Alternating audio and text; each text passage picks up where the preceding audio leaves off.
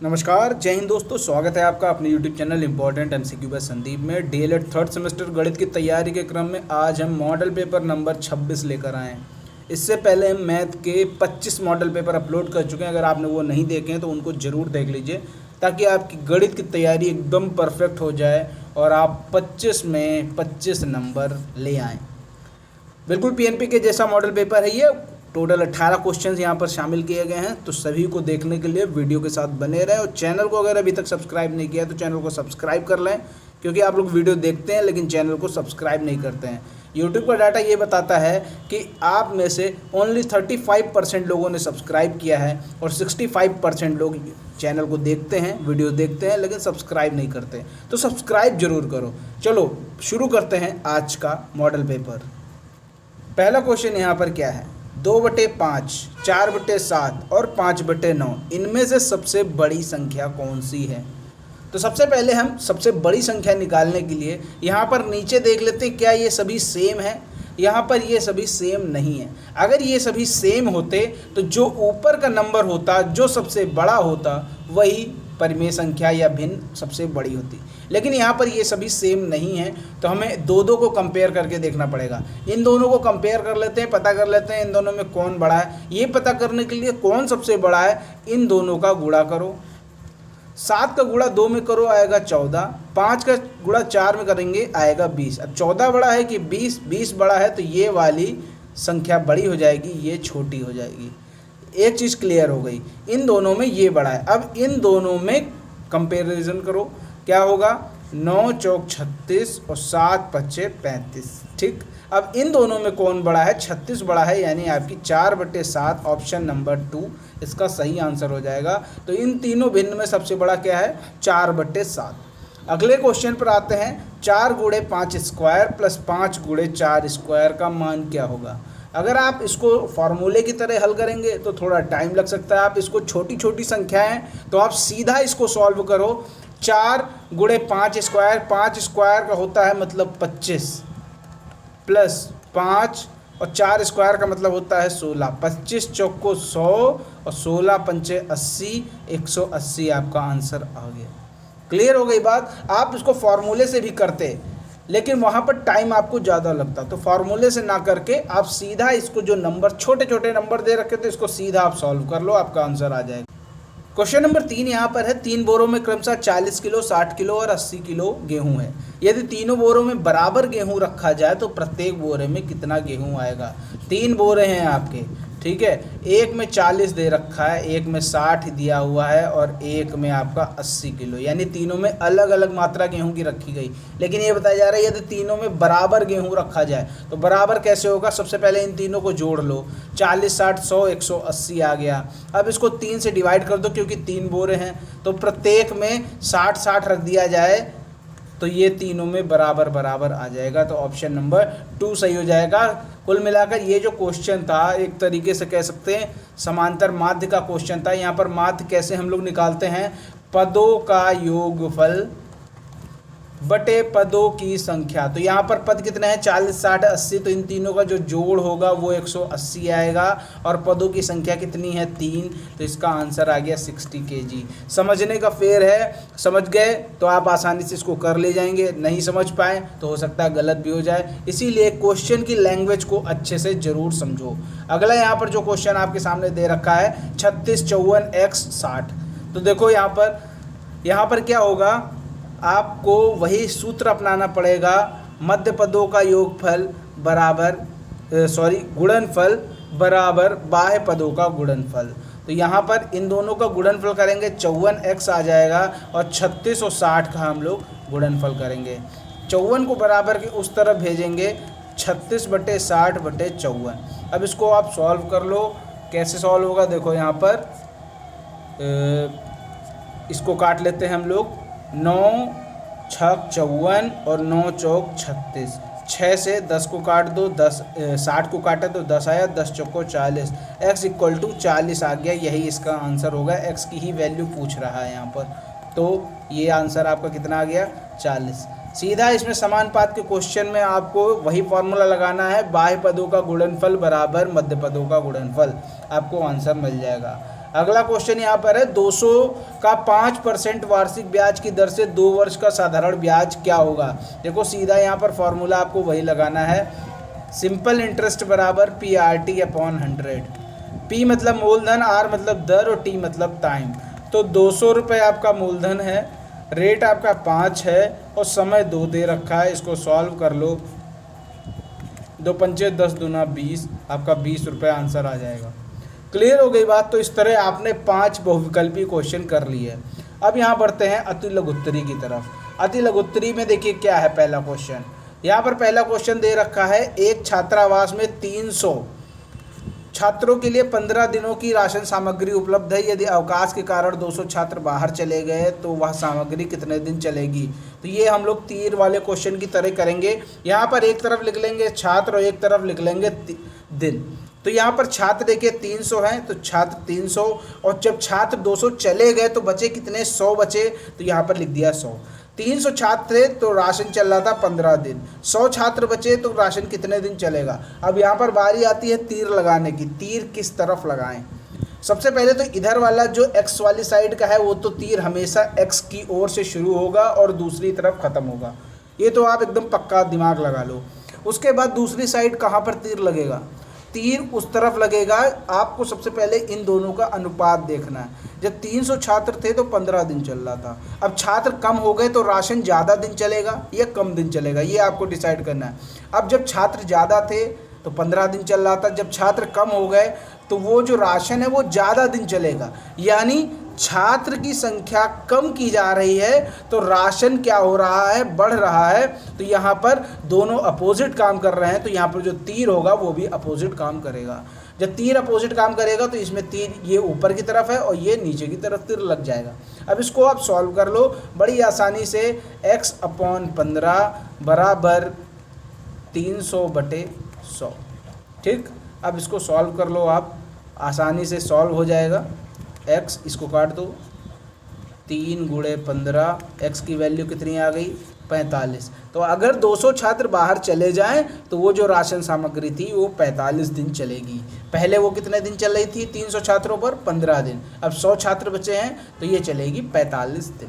Clear हो गई बात। यही यहाँ पर सॉल्व करके बताया गया है। आप चाहे तो इसका स्क्रीनशॉट ले सकते हैं। नेक्स्ट क्वेश्चन यहाँ पर आपके सामने है 2x 3x + 5y - 5y bracket के अंदर 2x - 3y। इसको आपको क्या करना है, सीधा सीधा सॉल्व करना है। ये 2x इनके साथ मल्टीप्लाई में है तो प्रत्येक के साथ मल्टीप्लाई, और 2x का 3x में मल्टीप्लाई करेंगे 2 3 जा 6, और x का मल्टीप्लाई करेंगे x²।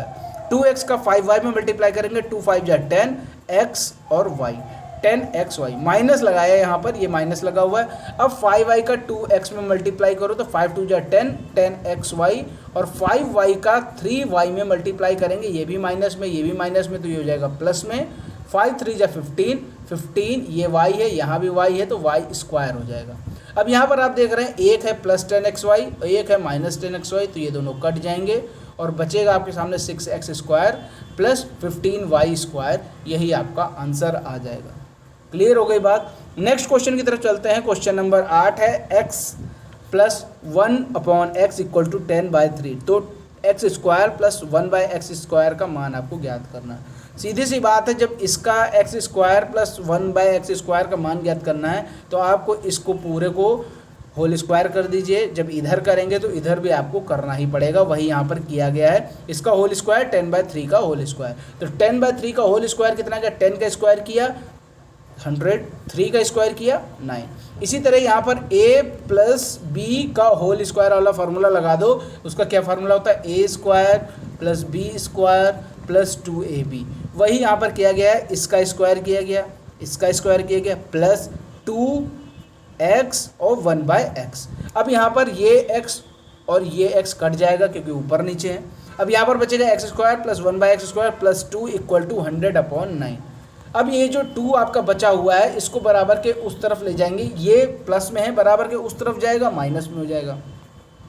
तो यहाँ पर देखिए ये माइनस में हो गया है और इसको सॉल्व किया गया है तो ये 82/9 आंसर आ गया है।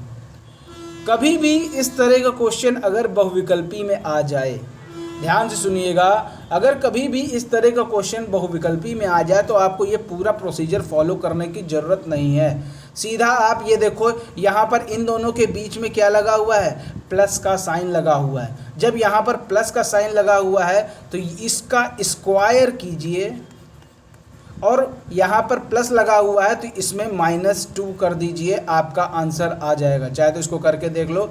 10 का स्क्वायर किया आपका 100/9 -2, तो 100 -9 2 जा 18/9, 82/9, ये इसका आंसर 82/9। देखिए मुजवानी आ गया, यही इसका यहाँ पर आंसर भी आ रहा है 82/9। तो इस तरह आप इसको सॉल्व कर सकते हैं। अब दूसरी कंडीशन यहाँ पर ये हो सकती है कि यहाँ पर ये माइनस में लगा हो, ठीक है।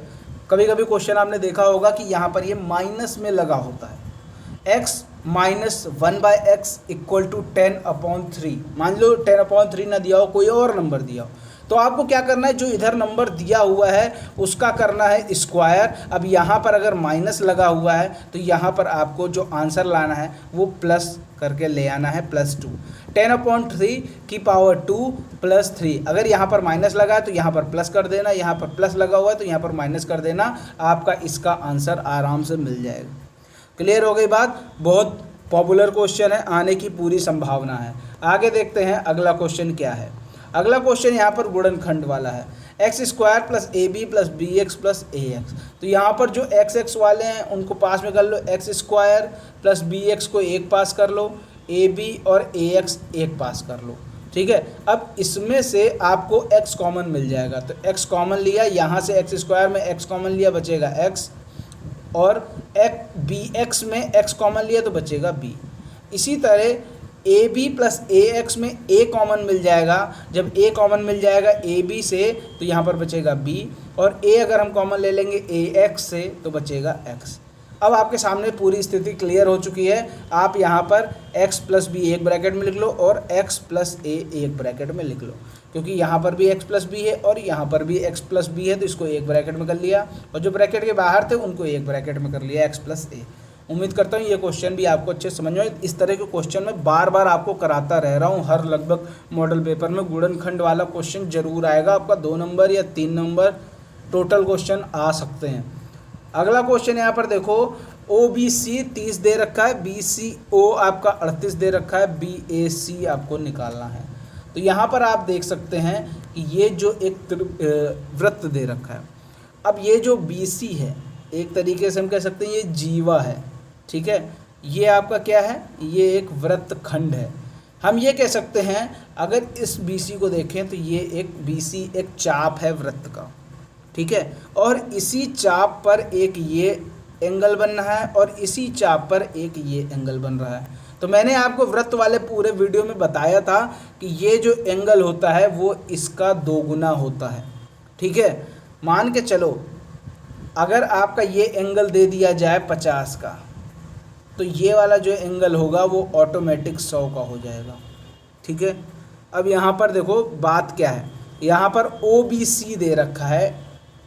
OBC कहाँ है, ये रहा OBC, ठीक, और BCO दे रखा है। BCO आपका ये वाला एंगल है। आपको ये बताना है BAC। देखो BAC पता करने के लिए हमें ये वाला एंगल पता करना चाहिए, BOC। तो सबसे पहले हम BOC को निकाल लेते हैं। तो यहाँ पर सबसे पहले हमें क्या देखना है, इन ट्रायंगल OBC ट्रायंगल में देखो यहाँ पर आपके 2 एंगल दे रखे हैं, तीसरा पूछा है। तो जब 2 एंगल दे रखे हैं, तीसरा एंगल आपसे पूछा जाए तो आपको क्या करना है, तीनों को ऐड करके 180 के बराबर कर दो। वही यहाँ पर किया गया, OBC, BCO और COB, इन तीनों को जोड़कर 180 के बराबर कर दिया है। और जिसकी वैल्यू आपको पता है उसकी वैल्यू रख दो, 30, 38। COB की वैल्यू नहीं पता तो COB को छोड़ दो। COB की वैल्यू इस तरह आपकी आ गई 112 आ गई, 112 डिग्री। अब यहाँ पर आप ध्यान से देखो, पूछ क्या रहा है, BAC, और COB की वैल्यू हमें मिल गई 112। तो ये तो ऊपर वाला इसका आधा होगा, तो 112 का आधा कर दो, 56 आंसर आ जाएगा BAC। वही देखिए यहाँ पर किया गया है, BAC बराबर हाफ ऑफ एंगल COB। तो हाफ ऑफ 112, इसका हाफ कर दिया तो 56 आपका आंसर आ गया BAC। उम्मीद करता हूँ ये क्वेश्चन भी आसानी से आपके समझ में आ गया होगा।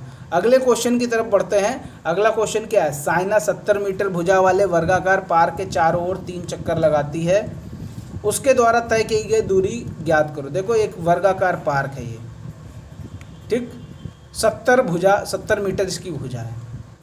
अब वर्गाकार है तो इसकी चारों भुजाएं 70 की होंगी, सीधी सी बात। अब ये 3 चक्कर इसके लगा रही, मान के चलो यहाँ से शुरू कर दो, यहाँ 70 70 70 70, कुल मिलाकर यहाँ पर एक चक्कर लगाने के लिए आपको परिमाप निकालना पड़ेगा।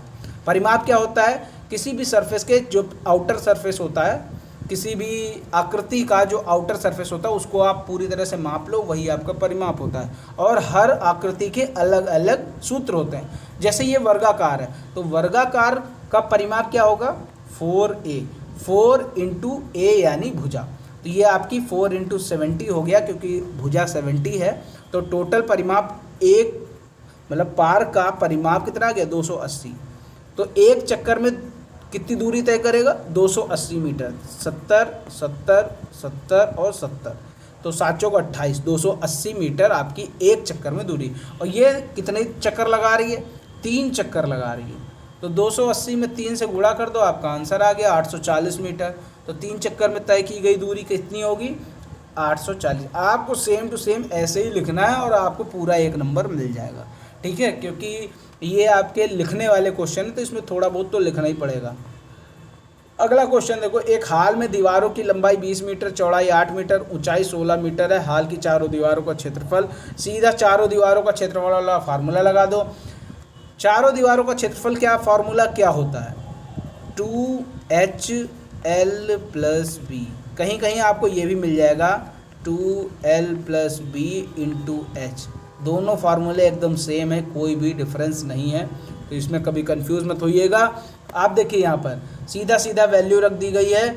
H यानी हाइट 16 दे रखी है, लंबाई 20 और चौड़ाई 8, इन सभी को वैल्यू रख दी गई और ये आपका आंसर आ गया। इसमें कोई भी कंफ्यूजिंग वाली बात नहीं है, कोई भी कॉम्प्लिकेशन नहीं है। अगला क्वेश्चन देखो, जॉर्ज ने किसी वित्तीय कंपनी से 8,000 2 वर्ष के लिए 15% वार्षिक चक्रवृद्धि ब्याज पर उधार लिए, उसे कंपनी को कितनी धनराशि वापस करनी पड़ेगी। तो आपको मालूम है चक्रवृद्धि ब्याज निकालने के लिए अगर मिश्रधन के हिसाब से निकालें तो मिश्रधन का फॉर्मूला होता है P1 + R/100⁴ n। इससे क्या होगा, ये A जो होता है ये मिश्रधन होता है, आपका मिश्रधन निकल आएगा। जब मिश्रधन निकल आएगा तो ब्याज आप आसानी से निकाल सकते हैं। ब्याज कैसे निकालते हैं, मिश्रधन माइनस मूलधन, ये आपका ब्याज निकल के आ जाएगा। तो चलो इसको करके देखते हैं। इसका फॉर्मूला लगाते हैं मिश्रधन का, A = P1 + R/100⁴n। तो P यहाँ पर यानी मूलधन आपका 8,000 दे रखा है जैसा कि प्रश्न में दिया हुआ है। R आपका दे रखा है 15% और n आपका जो समय है वो दे रखा है 2। तो अब आप इसको सॉल्व कर लीजिए। 15/100 इसको सॉल्व करेंगे तो 5 × 3 = 15 और नीचे आएगा 20, ऊपर 3 और 20। अब 20 × 1 = 20, 20 × 3 = 23, 23/20 आपका आ जाएगा। और पावर अगर 2 लगा हुआ है तो 2 बार गुणा कर दो, 23/20। अब इसको सॉल्व करो, 20 और 20 ये कितना हो जाएगा, 20 × 20 आपका आ जाएगा 400। तो जब 400 से 8,000 को भाग देंगे तो आएगा 20, 20 × 23 × 23 10,580 रुपये आपका मिश्रधन निकल के आ गया। अब लेकिन यहाँ पर प्रश्न में क्या पूछा है, यही प्रश्न में पूछा भी है कि कितनी धनराशि वापस करनी पड़ेगी। तो जो वापस की जाती है वो मिश्रधन ही वापस किया जाता है। ऐसा तो है नहीं कि केवल ब्याज वापस करके अपना पीछे छुड़ा लेंगे। तो आपको क्या करना होगा, मूलधन भी और ब्याज भी दोनों चीज़ें वापस करनी होती हैं, तो वो मिश्रधन कहलाता है। मूलधन प्लस ब्याज मिश्रधन आपका कहलाता है। तो यही यहाँ पर निकालना था और यही यहाँ पर पूछा है। आगे देखते हैं, अगला क्वेश्चन है, माया अपने 5 वर्ष के बच्चे से 20 वर्ष बड़ी है, अब से कितने वर्ष पश्चात उसकी आयु बच्चे की आयु की 3 गुनी होगी। तो यहाँ पर सबसे पहले 5 वर्ष का बच्चा है और माया अपने बच्चे से 20 वर्ष बड़ी है, तो माया की आयु कितनी हो जाएगी, 25 वर्ष। अब से कितने वर्ष पश्चात उसकी आयु बच्चे की आयु की 3 गुनी होगी। तो इसका समीकरण बनाते हैं। माना x वर्ष पश्चात 3 गुनी हो जाएगी, तो x वर्ष के बाद बच्चे की आयु कितनी हो जाएगी, x + 5। मान के चलो बच्चा अभी 5 साल का है, तो कुछ वर्षों के बाद, जितने भी मान लो x वर्ष मान लेते हैं, x वर्षों के बाद बच्चे की आयु कितनी हो जाएगी, x + 5। माया की आयु कितनी हो जाएगी, x प्लस 25। तो अब ये बोला जा रहा है कि 3 गुनी करनी है, तो इसके हिसाब से समीकरण बनाओ। तो x प्लस 25 यानी जो माया की आयु है वो बच्चे की आयु के 3 गुने के बराबर होनी चाहिए। तो x प्लस 5 का 3 गुना कर दिया गया, दोनों को बराबर कर दिया गया और इसको सॉल्व कर लो। x की वैल्यू कितनी आ गई, 5 यहाँ पर निकल के आ गई। तो यहाँ पर इस कैलकुलेशन से ये पता चल गया कि 5 वर्ष के बाद माया अपने बच्चे की आयु का 3 गुना हो जाएगी। अगर आप इसको क्रॉस चेक करना चाहते हो तो वो भी कर सकते हैं। बच्चा अभी 5 साल का है, माया है 25 साल की। अब 5 साल के बाद बच्चा हो जाएगा 10 साल का और माया हो जाएगी 30 साल की। अब आप ये देख सकते हैं कि ये 3 गुनी हो चुकी है या नहीं। अगर ये 3 गुनी हो रही है तो इसका मतलब आपका आंसर बिल्कुल सही है। नेक्स्ट क्वेश्चन की तरफ बढ़ते हैं। यहाँ पर भाग देना है आपको। y प्लस 3 से 2y की power 4 plus 8y cube plus 7y square plus 4y plus 3, इसको भाग देना। तो भाग देने के लिए सबसे पहले हमें ये पकड़ना होता है कि इसमें क्या दिया है, y प्लस 3। तो y प्लस 3 में हम सबसे पहले केवल y को कंसीडर करेंगे, प्लस 3 को रुक जाते हैं। ये y पकड़ लिया हमने। अब यहाँ पर पकड़ो ये पहले वाला 2y की पावर 4। y में हम कितना गुणा करें कि हमें 2y की पावर 4 मिल जाए। तो कितना गुणा करें, y में हम देखो इसमें 2 नहीं है तो यहाँ 2 लिखो। यहाँ पर y की पावर 4 है, यहाँ पर y है केवल, तो यहाँ पर y क्यूब। y में 2y क्यूब का गुणा करें तो हमें 2y की पावर 4 मिल जाएगा। तो इसी से हम लोग यहाँ पर सबसे पहले भाग देंगे। तो यहाँ पर देखिए 2y क्यूब लिखा हुआ है सबसे पहले। तो y प्लस 3 का हम गुणा करेंगे 2y क्यूब में। तो y का गुणा किया 2y क्यूब में तो आया 2y की पावर 4। 3 का हमने 2y क्यूब में गुणा किया तो आया 2 3 जा 6y क्यूब। अब इसको यहाँ पर ये आप घटा दो और इसको सॉल्व करोगे, नीचे चिन्ह बदल जाएंगे तो ये कट जाएगा। 8y क्यूब में 6y क्यूब घटेगा तो आएगा 2y क्यूब। अब यहाँ पर फिर से रुक जाते हैं। यहाँ पर क्या है 2y क्यूब और यहाँ पर है y। तो y में कितने से गुणा करें कि 2y क्यूब हमें मिल जाए। अब यहाँ पर देखो 2 नहीं है तो यहाँ पर 2 लिखो। यहाँ पर y क्यूब है, यहाँ पर केवल y है तो y स्क्वायर। तो 2y स्क्वायर का गुणा y में करेंगे तो 2y क्यूब मिल जाएगा। तो यही 2y स्क्वायर यहाँ पर देखो लिखा हुआ है। अब इसी 2y स्क्वायर का गुणा पूरे में करेंगे y प्लस 3 में। तो 2y स्क्वायर का गुणा सबसे पहले हमने y में किया तो 2y क्यूब आया। अब 2y स्क्वायर का गुणा हमने 3 में किया तो 6y स्क्वायर आया।